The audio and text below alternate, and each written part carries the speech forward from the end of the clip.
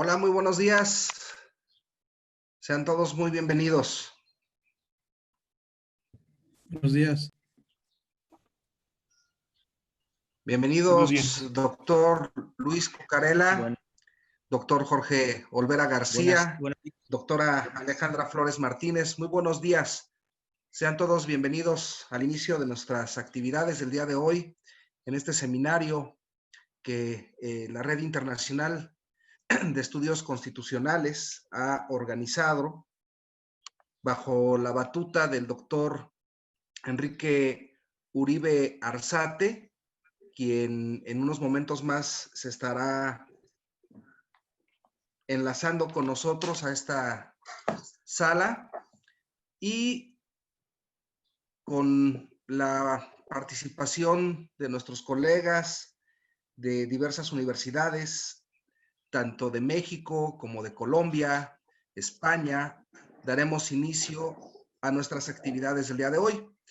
Les recordaré nuestra metodología de trabajo, les daremos el uso de la palabra a nuestros ponentes para una primera ronda en la cual nos expondrán sus perspectivas, sus opiniones, sus argumentaciones de tipo jurídico, así como interdisciplinario, respecto del tema que nos convoca el día de hoy, que es el derecho a la salud.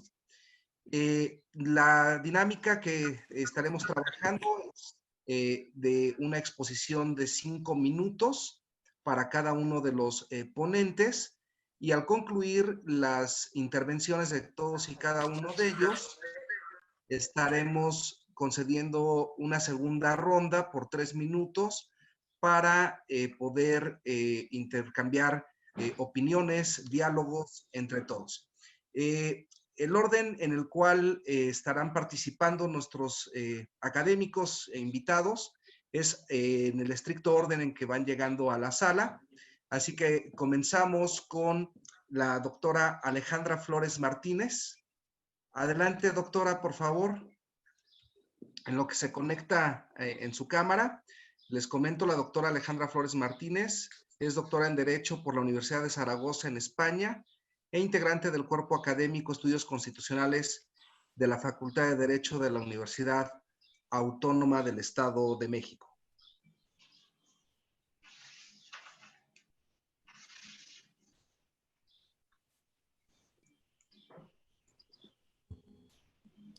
Hola, muy buenos días. Pues muchas gracias de nueva cuenta por este espacio de intercambio de opiniones que siempre se debe de agradecer, dado que permite ser un contrapeso para a veces las medidas pues inadecuadas o adecuadas que se toman ante esta emergencia. Pues yo quiero comenzar a plantear incluso el concepto y además el concepto en estricto sentido del acceso universal a la salud que maneja la Organización Mundial de la Salud, el cual es, pues en definitiva, muy contradictorio con el que maneja prácticamente los tratados internacionales, ¿no? El Pacto Internacional de Derechos Civiles y Políticos, el Pacto Internacional, perdón, de Derechos Sociales, Económicos y Culturales, incluso la Corte Interamericana, etcétera. Y esto lo veo en el Reporte Mundial de Salud en el año 2005, en donde incluso participaron y tuvieron más, y tienen más contrapeso, más que incluso los estados, algunos organismos como pues la Fundación Rockefeller, incluso, bueno, pues otros organismos, en donde prácticamente establecen como el derecho de acceso a la salud universal, pero desde el punto de vista de la cobertura, y siempre y cuando no se ponga en riesgo el estado financiero del Estado. E incluso se busca que haya mecanismos alternativos con el propósito de no poner en riesgo el sistema financiero de los estados. Y creo que esto no se puede desconocer, dado que me parece que el acceso a la salud, más allá de estar, como este reporte lo dice, asociado a poner en primer término el no poner en riesgo el sistema financiero del país, del Estado, creo que estamos cambiando el orden de los factores, porque tendríamos bajo este acceso universal al derecho a la salud que ponerlo y que incluso protegerlo como un derecho humano y por lo tanto de acceso universal.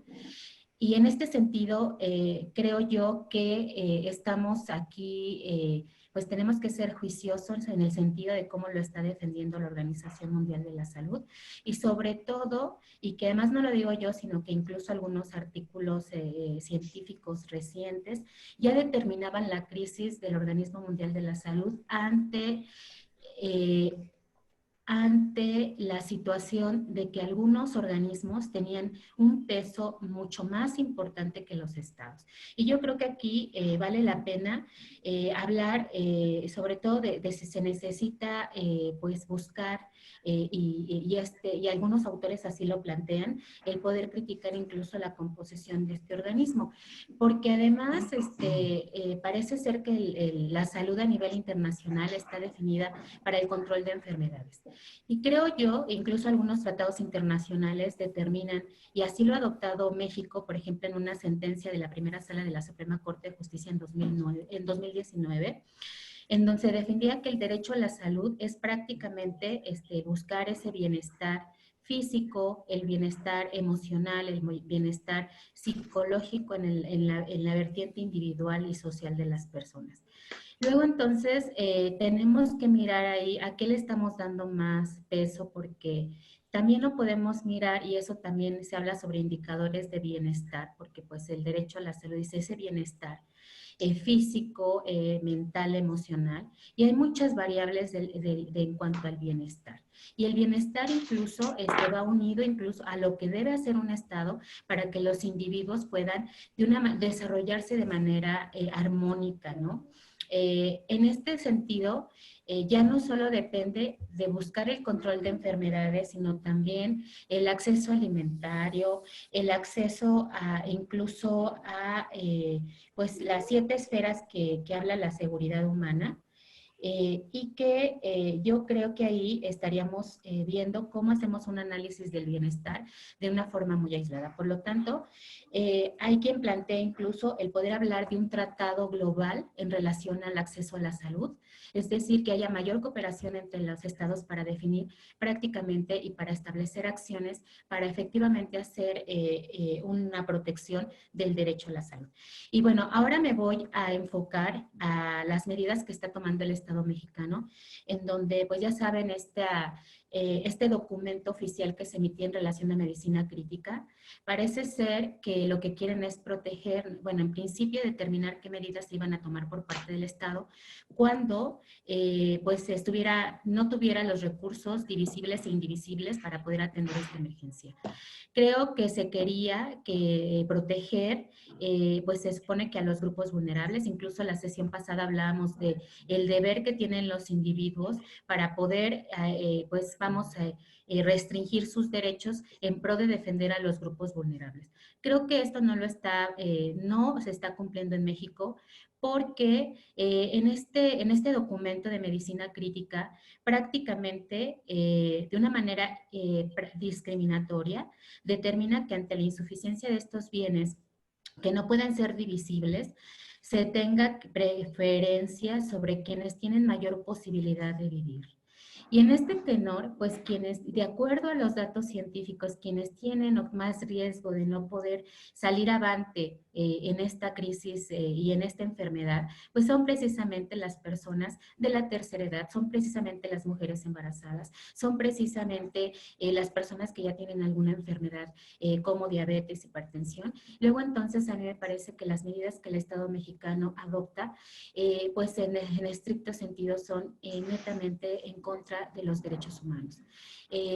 Creo yo que incluso, como yo lo decía, estas medidas pudieron haber sido revisadas mediante el proceso del estado de excepción por parte de la Suprema Corte de Justicia y sin embargo se están tomando medidas que restringen los derechos de una manera totalmente injustificada, irrazonable y necesaria. no solo en este derecho, sino en muchos otros, y estas decisiones solo las ha tomado el Consejo de Salubridad. Lo que entonces, pues, menoscaba nuestras instituciones, sobre todo también en cuanto a la democracia, dado que no se están consensuando, y me parece que el artículo 29 permitía que se pudieran consensuar, incluso también se pudiera netamente pedir el auxilio y la cooperación internacional a través del artículo 27 de nuestra Convención Americana, dado que para estos estados de excepción nos pide el que estas medidas puedan ser revisadas por la OEA. Creo que en este tenor, a nivel del Estado mexicano, no se está logrando, y lejos de proteger a los grupos vulnerables en un estado de totalmente de incapacidad por parte del Estado para poder poner a disposición los bienes indivisibles que necesita un paciente, deja netamente a los médicos el que puedan decidir que las personas que ya no tengan posibilidad o que tengan menos posibilidad de sobrevivir no tengan acceso a ellos. Entonces creo que esto es para mí una contradicción total. Si se buscaba proteger a los grupos vulnerables, entonces al final el Estado desconoce los derechos de este rango de personas, y yo creo que bajo un Estado constitucional la vida tiene igual valía, ¿no? Y tendríamos que revisar de una manera más minuciosa estas medidas que además han sido oficiales para el Estado mexicano. Luego entonces pues yo quedo en espera también de los comentarios. Quiero decir que otra de las partes que no se tuvo en cuenta fue el bienestar emocional y mental. Se miró por proteger el bienestar físico a partir de esta pandemia, pero ¿qué pasa con el bienestar emocional y el bienestar mental de los mexicanos?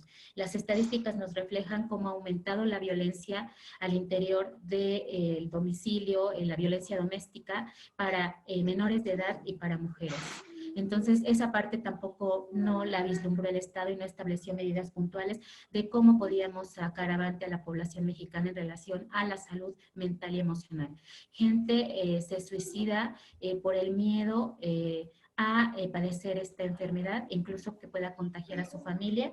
Y en este tenor, pues yo creo que tendrían que haber incluso en torno al derecho a la salud, mirarlo no solo en protegernos en el aspecto físico, sino también en el aspecto mental y emocional. Que esto hoy se encuentra reflejado por no haberlo hecho en el aumento de violencia hacia las mujeres y hacia los niños. Entonces, y el que la población en México está viviendo miedo, pánico, y parece ser que también las autoridades están tomando las medidas bajo este miedo y bueno, creo que yo hasta ahí dejaría mis comentarios. Muchísimas gracias por este espacio y excelente día. Muchísimas gracias, doctora, por su intervención.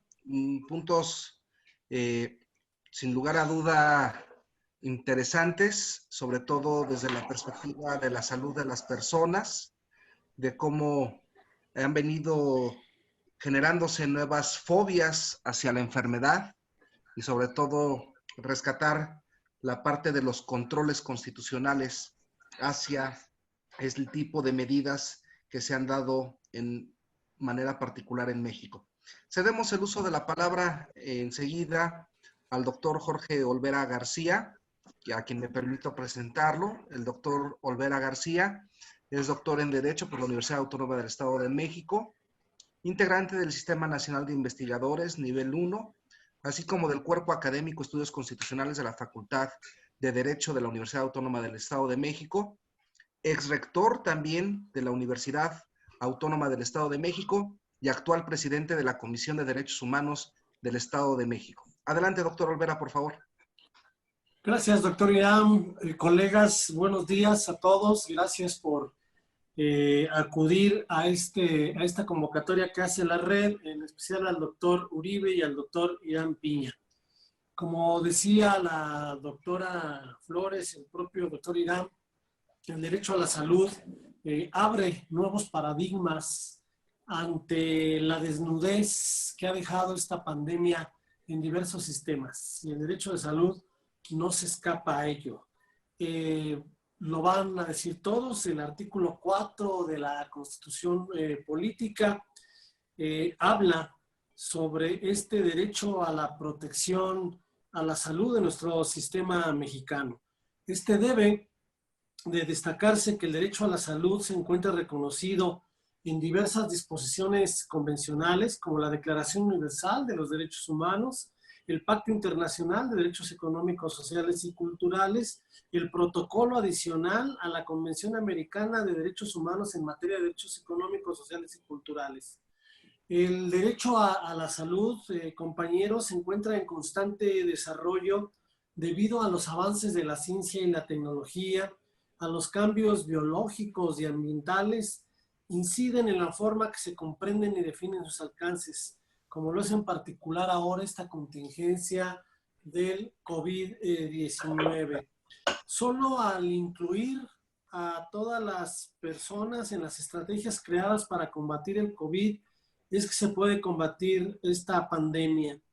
La crisis mundial por la que estamos atravesando debido a este virus debe ser combatida desde dos frentes. El primero de ellos, sin lugar a dudas, modelos que tengan una mejor evidencia científica y un enfoque total y absoluto hacia los derechos humanos. La salud es un derecho humano consagrado en la Constitución Política de los Estados Unidos Mexicanos, y me imagino que en todas las constituciones de América Latina. Por ello se deben de adoptar de manera inmediata e interseccional el enfoque de derechos humanos en toda esta estrategia política o medida estatal dirigida a enfrentar esta pandemia. Se deben de garantizar las medidas adoptadas para enfrentar estos fenómenos biosociales y que sus consecuencias incorporen de manera prioritaria el contenido del derecho humano a la salud y sus determinantes básicos y sociales, los cuales se relacionan con el contenido de otros derechos humanos. Hay que velar por una distribución y acceso equitativo a las instalaciones, bienes y servicios de salud sin discriminación alguna, sean públicos o privados. En estos momentos hemos visto discriminación, son reiteradas las noticias que comentan que se rechaza a enfermos de 3, 4, 5 hospitales, no solamente en la Ciudad de México, sino en todo el país. Por ello, la escasez de recursos no justifica actos de discriminación directos, indirectos, múltiples o interseccionales. Estamos en contra absolutamente de la discriminación en cuanto a la prestación de servicios, sean o no derechohabientes. El ser humano está por encima de cualquier calidad o credencial de afiliación a cualquier institución pública o acceso a instituciones privadas. Se debe asegurar atención médica preferencial a las personas con discapacidad sin discriminación, incluso en casos de racionamientos de recursos médicos. Se identifican a grupos de atención prioritaria los siguientes: niños, niñas, adolescentes, personas mayores, mujeres, personas con enfermedades preexistentes, personas privadas de la libertad, pueblos originarios, personas en situación de movilidad, personas afrodescendientes, personas con discapacidad, víctimas de violación de derechos humanos, comunidad LGBTTI más Q, personal en situación de calle, personas defensoras de los derechos humanos, profesionales de la salud, periodistas y comunicadores sociales. A nadie se le debe de negar la atención médica por estigma o porque pertenecen a un grupo social marginado. Los estados, el estado debe proporcionar apoyo específico, incluyendo apoyo financiero, social y fiscal a personas particularmente afectadas, como las que no tienen seguro médico o seguridad social. Deben desarrollarse y seguirse protocolos de clasificación para garantizar que todas las decisiones se tomen en función de necesidades médicas, la mejor evidencia científica disponible y no por criterios no médicos como edad o condición de discapacidad. Reiteramos, estamos en contra del Código de Bioética emanado del Consejo General de Salubridad, donde discrimina por edad quién tiene derecho a la supervivencia. Todos, absolutamente todos, somos humanos y por tanto debe de darse este servicio médico. Debemos de garantizar el derecho humano a la salud respetando la dignidad humana y observando los principios fundamentales de la bioética de conformidad con los estándares interamericanos en cuanto a disponibilidad, accesibilidad, aceptabilidad y calidad adecuados a las nuevas circunstancias que está generando esta pandemia. Los trabajadores y trabajadoras de la salud deben de contar con los insumos necesarios y deben estar proveídos de equipos, materiales e instrumentos que protejan su vida, su integridad y su salud. Sería los comentarios que yo tendría en cuanto al derecho a la salud. Debe de basarse este derecho en criterios homogéneos, en criterios uniformes y totalmente aceptados por la comunidad médica, tanto de trabajadores públicos como de privados. Adoptar sistemas de medición creíbles, verídicos y que tengan certidumbre. Y decir sobre la movilidad social que próximamente ya se está haciendo a través de una guía, que tengamos cuidado. La Comisión de Derechos Humanos del Estado de México invita a la sociedad, a los municipios, al gobierno federal y estatal a que tengamos prudencia, a que mantengamos la espera. Si los picos más altos se están dando el fin de mes de mayo, pensamos que el mes de junio no es la opción adecuada para sumar de manera masiva la apertura a la, entre comillas, nueva normalidad que ha señalado el gobierno federal. ¿Sería cuánto? Y estoy atento a sus comentarios. Muchas gracias. Al contrario, doctor, Irán. muchas gracias a usted por sus comentarios. Al contrario, doctor, muchas gracias a usted por sus comentarios, por destacar, me parece, 4 puntos importantes y los voy a enumerar de esta manera para que obviamente también podamos ir con nuestros demás compañeros académicos llevando una discusión respecto a 4 temas importantísimos que son, primeramente, el enfoque de derechos humanos que debe de privar en la atención no solamente de la pandemia, sino en el enfoque de derechos humanos desde la perspectiva de todas y cada una de las políticas públicas que el Estado debe de llevar a cabo. En segundo lugar, el combate a la discriminación, al rechazo a los pacientes de los hospitales. En tercer lugar, la necesidad que tienen los héroes que se han llamado así ahora a los médicos, a las enfermeras, a los camilleros, a todo el personal de salud para que tengan un equipamiento adecuado.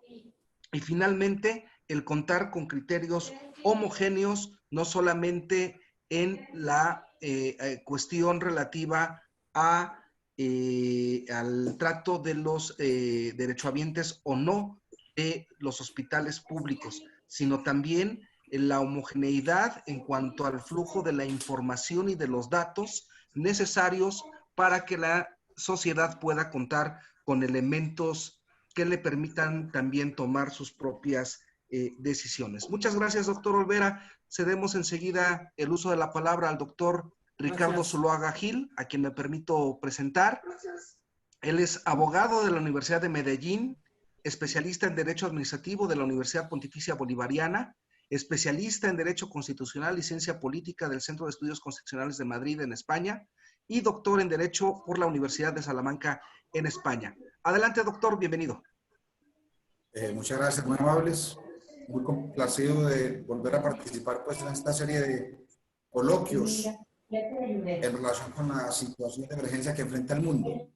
Y concretamente en lo que tiene que ver con el derecho a la salud, pues tal vez decir lo siguiente. Esta pandemia ha desnudado en nuestro país por lo menos las debilidades estructurales del sistema de salud, porque todo apunta a indicar que la razón más poderosa que ha movido el gobierno colombiano a decretar el confinamiento tan riguroso que estamos enfrentando ya hace 2 meses y que todo apunta, todo indica que se va a extender por un mes más, está referido sobre todo a la carencia de capacidad para atender los potenciales enfermos por coronavirus. O sea, no habría suficiente capacidad instalada en las UCI o camas hospitalarias para acoger los potenciales enfermos que genera la pandemia. Eso de un lado. Y de otro lado, advertir una situación que resulta bastante paradójica. En Colombia, al menos conceptualmente, el derecho a la salud está sumamente bien desarrollado. Es un derecho de raigambre constitucional reconocido por el artículo 49 de la Constitución y que ha sido objeto de un amplio desarrollo normativo, pero también de un amplísimo desarrollo jurisprudencial de acuerdo a nuestra Corte Constitucional. Incluso, no tengo el dato exacto, pero la estadística creo que está rondando aproximadamente el 70%. Es decir, el 70% de los pronunciamientos que realiza nuestra Corte Constitucional desde su creación están referidos al amparo y garantía del derecho a la salud. Pero ahí viene la paradoja. Es un derecho que, repito, está muy bien construido normativa y conceptualmente, pero es un derecho cuya práctica cotidiana es muy limitada, cuya garantía ordinaria es muy precaria. ¿Por qué? Porque en Colombia ocurrió una situación muy distinta a la que creo yo se vive en México. En Colombia el derecho a la salud es un derecho fundamental cuya prestación está a cargo esencialmente de particulares. Entonces, hoy en nuestro país realmente el derecho a la salud se convirtió en un negocio donde si no hay punto de ganancia y si no se supera el PIG habitual, pues realmente las condiciones de prestación del servicio son muy limitadas. Encontramos situaciones terribles en las que los prestadores del servicio de salud, que insisto, son particulares, acuden a todo tipo de argumentos para negar la prestación del servicio de salud, y esto se deriva luego a la Administración de Justicia vía recursos de amparo para que el ciudadano pueda recibir a través de una orden judicial lo que la Constitución le reconoce como un derecho fundamental. Entonces yo pienso que esta pandemia del COVID podría ser una oportunidad para replantear y revisar la viabilidad de que estos servicios esencialísimos de carácter económico prestacional que tenemos reconocidos los ciudadanos como derechos fundamentales se presten en las condiciones que se prestan en Colombia. Es decir, en un porcentaje que supera el 90%, es un servicio de carácter privado. Si bien lo tutela, lo vigila el Estado, la prestación directa se hace en múltiples centros privados que en muchas ocasiones no funcionan más que como simples negocios particulares a los que les interesa es el simple ánimo de lucro y el punto de ganancia y utilidad.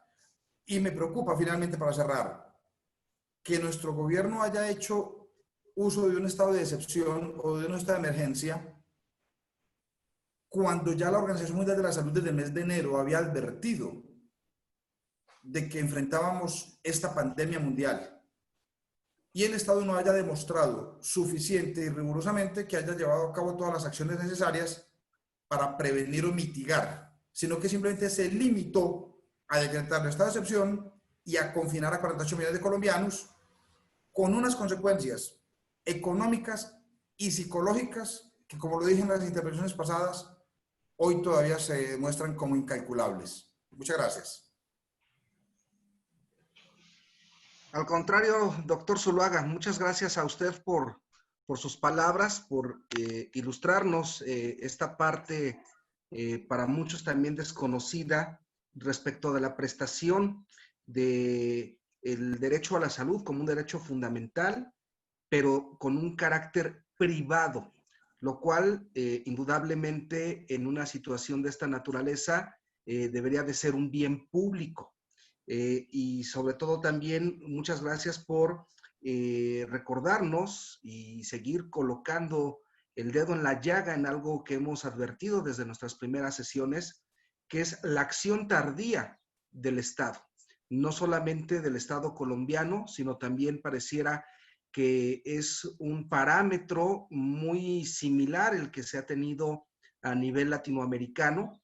En el caso mexicano, indudablemente que también nuestros colegas podrán dar alguna opinión al respecto, pero que sin lugar a dudas hay mucha distancia entre lo que es el discurso político y el discurso de los hechos y de las normas jurídicas para hacer frente a esta situación. Muchas gracias, doctor Zuluaga, por su participación.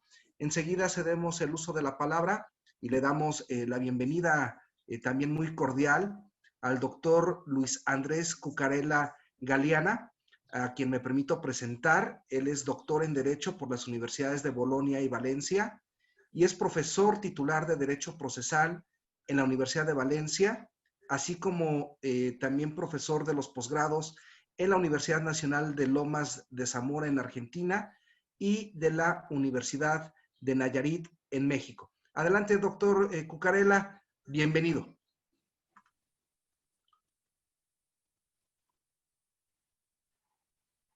Muy buenos días para todos, buenas tardes desde aquí de España. Me van a permitir que inicialmente mis palabras obviamente sean de aprecio y cariño a los colegas y amigos de ahí de México y de Colombia, agradeciendo la invitación a compartir con ustedes. Mi idea siempre es tender puentes entre América y Europa y sirva esta intervención como ese puente para intercambiar puntos de vista al otro lado del mundo, en este caso también sobre el derecho a la salud, pero yo creo que y es interesante que ponga el acento en la protección del derecho a la salud de nuestras personas mayores aquí en el continente europeo. Ustedes saben que el COVID-19 se ha ensañado cruelmente con las personas mayores y sobre todo las usuarias de centros geriátricos o residencias de mayores. Creo que un analista del derecho, evidentemente los políticos también tendrán que analizarlo, ¿no? Pero un analista del derecho con preocupaciones o inquietudes por los derechos humanos tiene que llegar a plantearse qué ha pasado aquí. ¿Que ha fallado algo? ¿Hay algún fallo estructural que haya provocado este número ingente de fallecidos en nuestras residencias de mayores? A mí en este tipo de intervenciones o de conferencias no me gusta abusar de los datos estadísticos, pero simplemente les señalo, por ejemplo, que en España la última actualización de fallecidos en residencias de mayores eleva la cifra a 18.413 personas, lo que supone el 66% de los fallecidos totales en España declarados oficialmente. 18.413 personas, creo que son muchas, obviamente. Detrás de todo eso hay nombres, apellidos, hay dramas, hay ancianos que han fallecido solos y lo que se trata es de analizar, como les digo, con objetividad y con calma si el derecho a la salud de las personas mayores que son usuarias de este tipo de residencias se les está garantizando debidamente y si esta crisis ha puesto de manifiesto que nos encontramos ante una eventual discriminación de estas personas por motivos de edad.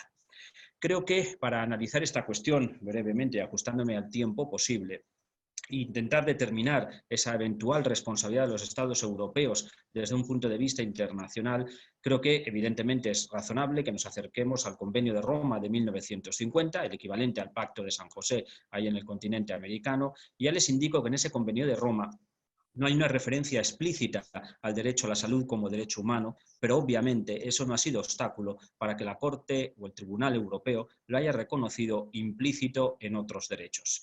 Por tanto, ese derecho a la salud sí que tiene cobertura convencional en el sistema europeo y hay un mecanismo a través del cual se tutelan las violaciones masivas de derechos humanos, que es el que me sirve para contextualizar las reflexiones iniciales en relación con este drama sufrido en las residencias de mayores. En concreto, la Corte Europea utiliza el mecanismo de las sentencias piloto para proteger violaciones masivas de derechos humanos cuando hay fallos estructurales o sistémicos en el ordenamiento jurídico o en la práctica judicial o administrativa de un país.